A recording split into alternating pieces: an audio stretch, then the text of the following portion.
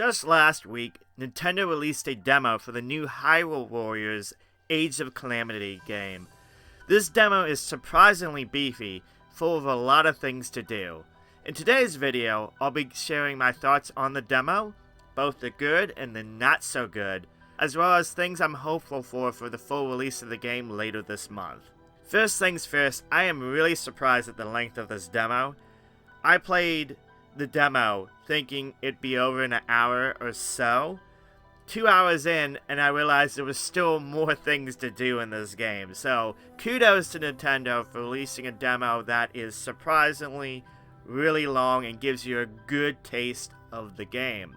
I really love the combat in this. There are so many things to do. One of my big worries about any Warriors type game is obviously combat is a very big part of the game, and would it get boring or not? And there's just so many different ways to attack your opponent with each character that just makes this really enjoyable and makes me really excited for the full release. You get access to a bunch of characters in here. So far I've played Link, I've played Zelda, I've played Impa, and each controlled differently, but each one are very, very fun to control. On top of that, there is a system to actually gain new attacks and abilities.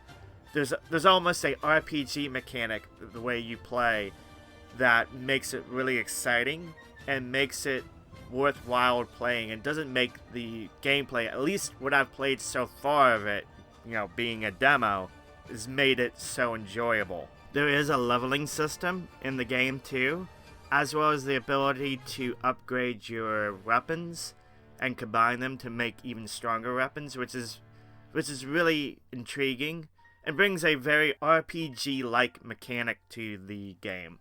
I do like how in the demo there is a difficulty option for players, so for those who are not that prevalent at Warriors games can definitely get some enjoyment out of it. There's definitely a lot of story-driven stuff in the demo. There's a lot of cutscenes in that, which is why for this video here I'm not showcasing the later half of the demo. I do want you guys to, if you're interested in the game, check out the demo. It's definitely worth it. But I don't want to spoil the whole thing for you guys too. So I'm going to keep a few things under wraps. Presentation-wise, the game looks really nice, though the big controversy right now is about the game's frame rate. And I do want to talk about that a little bit today, because it seems like every news article has brought that up.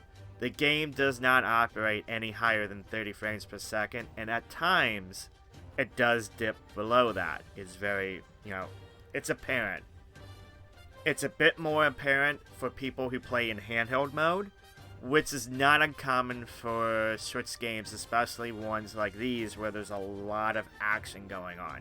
And there is a lot of enemies on screen, so the Switch is definitely working its butt off a bit here. But beyond that, I think, from what I played, it doesn't hurt the experience, and I think a lot of people out there are harping on the fact that it does dip below, a little bit below 30 frames as a really bad thing. It didn't hurt the experience at all for me, at least in docked mode. Would I love to see it in higher frames? Of course I would, but I think this is another case of where controversy about a Switch game is just overshot, overhyped. And I think it won't have any effect on the sales. We've seen it with Pokemon, we've seen it with Animal Crossing, we've seen it with Super Mario 3D All-Stars, and in each case, there's always controversy before the game, and what does the game do? It sells like literal hotcakes. And I would be surprised if this game doesn't sell like hotcakes.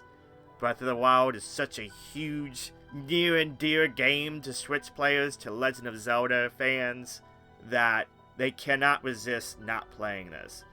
And I'm here to tell you that the frame rate fears are overdone. And I wouldn't be surprised if there's some future patches for the full release of the game to help improve the frame rates. So I'm not as concerned as some other people. Again, I do encourage you to try out the demo.